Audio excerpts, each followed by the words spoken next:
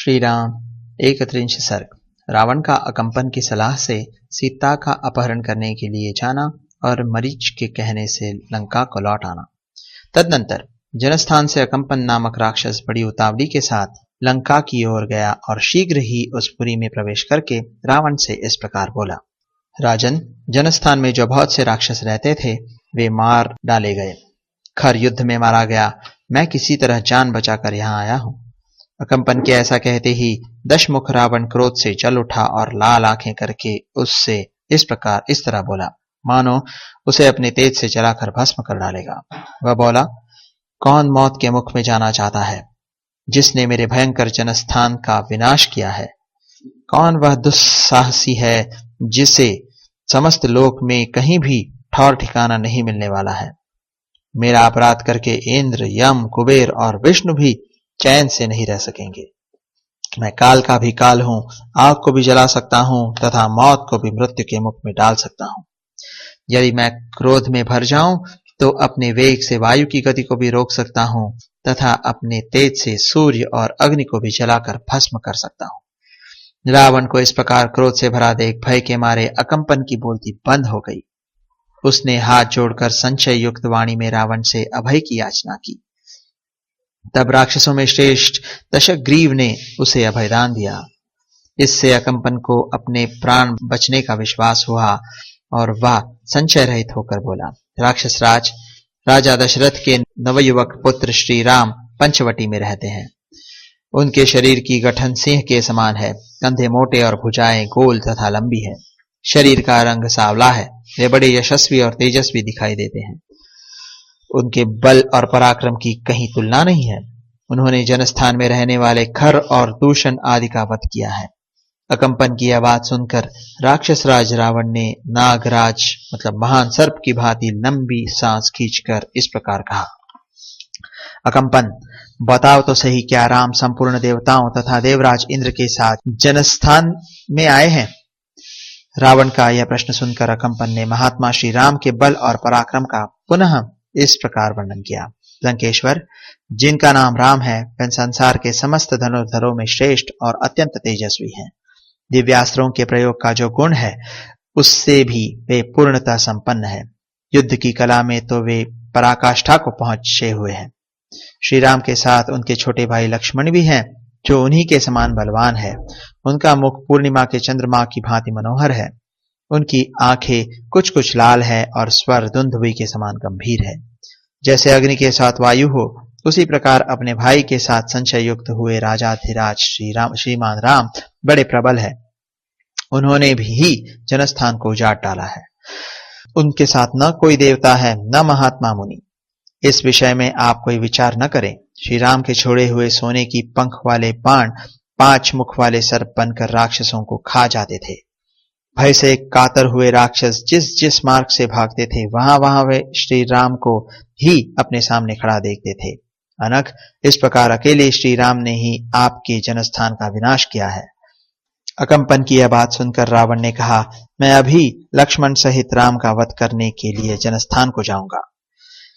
उसके ऐसा कहने पर अकंपन बोला, राजन, श्री राम का बल और पुरुषार्थ जैसा है उसका यथावत वर्णन मुझसे सुनिए। महायशस्वी श्री राम यदि कुपित हो जाए तो उन्हें अपने पराक्रम के द्वारा कोई भी काबू में नहीं रख सकता। वे अपने बाणों से भरी हुई नदी के वेग को भी पलट सकते हैं तथा तारा, ग्रह और नक्षत्रों सहित संपूर्ण आकाशमंडल को पीड़ा दे सकते हैं। वे श्रीमान भगवान राम समुद्र में डूबती हुई पृथ्वी को ऊपर उठा सकते हैं। महासागर की मर्यादा का भेदन करके समस्त लोगों को उसके जल से आपल्लवित कर सकते हैं तथा अपने बाणों से समुद्र के वेग अथवा वायु को भी नष्ट कर सकते हैं। वे महायशस्वी पुरुषोत्तम अपने पराक्रम से संपूर्ण लोगों का संहार करके पुनः नए सिरे से प्रजा की सृष्टि करने में समर्थ है। दशग्रीव, जैसे पापी पुरुष स्वर्ग पर अधिकार नहीं प्राप्त कर सकते उसी प्रकार आप अथवा समस्त राक्षस जगत भी युद्ध में श्री राम को नहीं जीत सकते। मेरी समझ में संपूर्ण देवता और असुर मिलकर भी उनका वध नहीं कर सकते। उनके वध का यह एक उपाय मुझे सूझा है, उसे आप मेरे मुख से एक चित्त होकर सुनिए। श्री राम की पत्नी सीता संसार की सर्वोत्तम सुंदरी है। उसने यौवन के मध्य में पदार्पण किया है। उसके अंग प्रत्यंग सुंदर और सुडोल है। वह रत्नमय आभूषणों से विभूषित रहती है। सीता संपूर्ण स्त्रियों में एक रत्न है। देवकन्या, गंधर्व कन्या, अप्सरा तथा नाग कन्या कोई भी रूप में उसकी समानता नहीं कर सकती। फिर मनुष्य जाति की दूसरी कोई नारी उसके समान कैसे हो सकती है। उस विशाल वन में जिस किसी भी उपाय से श्री राम को धोखे में डालकर आप उनकी पत्नी का अपहरण कर लें, सीता से बिछुड़ जाने पर श्री राम कदापि जीवित नहीं रहेंगे। राक्षस राज रावण को अकंपन की वह बात पसंद आ गई। उस महाबाहु दशग्रीव ने कुछ सोचकर अकंपन से कहा, ठीक है, कल प्रातःकाल सारथी के साथ मैं अकेला ही जाऊंगा और विदेह कुमारी सीता को प्रसन्नतापूर्वक इस महापुरी में ले आऊंगा। ऐसा कहकर रावण गधों से जुते हुए सूर्य तुल्य तेजस्वी रथ पर आरूढ़ हो संपूर्ण दिशाओं को प्रकाशित करता हुआ वहां से चला। नक्षत्रों के मार्ग पर विचरता हुआ राक्षस राज का वह विशाल रथ बादलों की आंग में प्रकाशित होने वाले चंद्रमा के समान शोभा पा रहा था। कुछ दूर पर स्थित हुए आश्रम में जाकर वह ताटका पुत्र मरीच से मिला। मरीच ने अलौकिक भक्ष भोज अर्पित करके राजा रावण का स्वागत सत्कार किया। आसन और जल आदि के द्वारा स्वयं ही उसका पूजन करके मरीचि ने अर्थयुक्त वाणी में पूछा, राक्षस राज, तुम्हारे राज्य में लोगों की कुशल तो है ना? तुम बड़े उतावली के साथ आ रहे हो, इसलिए मेरे मन में कुछ खटका हुआ है। मैं समझता हूं तुम्हारे यहाँ का अच्छा हाल नहीं है।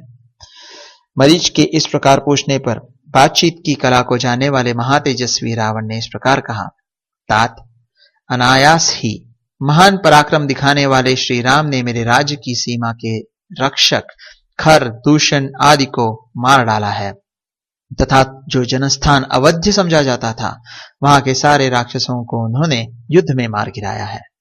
अतः इसका बदला लेने के लिए मैं उनकी स्त्री का अपहरण करना चाहता हूं। इस कार्य में तुम मेरी सहायता करो। राक्षस राज रावण का यह वचन सुनकर मरीच बोला, निशाचर शिरोमणि, मित्र के रूप में तुम्हारा यह कौन सा ऐसा शत्रु है जिसने तुम्हें सीता को हर लेने की सलाह दी है? कौन ऐसा पुरुष है जो तुमसे सुख और आदर पाकर भी प्रसन्न नहीं है, अतः तुम्हारी बुराई करना चाहता है? कौन कहता है कि तुम सीता को यहां हर ले आओ? मुझे उसका नाम बताओ। वह कौन है जो समस्त राक्षस जगत का सींग काट लेना चाहता है? जो इस कार्य में तुम्हें प्रोत्साहन दे रहा है वह तुम्हारा शत्रु है, इसमें संशय नहीं है। वह तुम्हारे हाथों विषधर सर्प के मुख से उसके दांत उखड़वाना चाहता है। राजन, किसने तुम्हें ऐसी खोटी सलाह देकर कुमार्ग पर पहुंचाया है? किसने सुखपूर्वक सोते समय तुम्हारे मस्तक पर लात मारी है? रावण, राघवेंद्र श्री राम वह गंध युक्त गजराज है जिसकी गंध सूंघकर ही गजरूपी योद्धा दूर भाग जाते हैं। विशुद्ध कुल में जन्म ग्रहण करना ही उस राघव रूपी गजराज का शुंड दंड है। प्रताप ही मद है और सुडोल बाहे ही दोनों दांत हैं। युद्ध स्थल में उनकी ओर देखना भी तुम्हारे लिए उचित नहीं है, फिर जूझने की तो बात ही क्या है। वे श्री राम मनुष्य के रूप में एक सिंह है।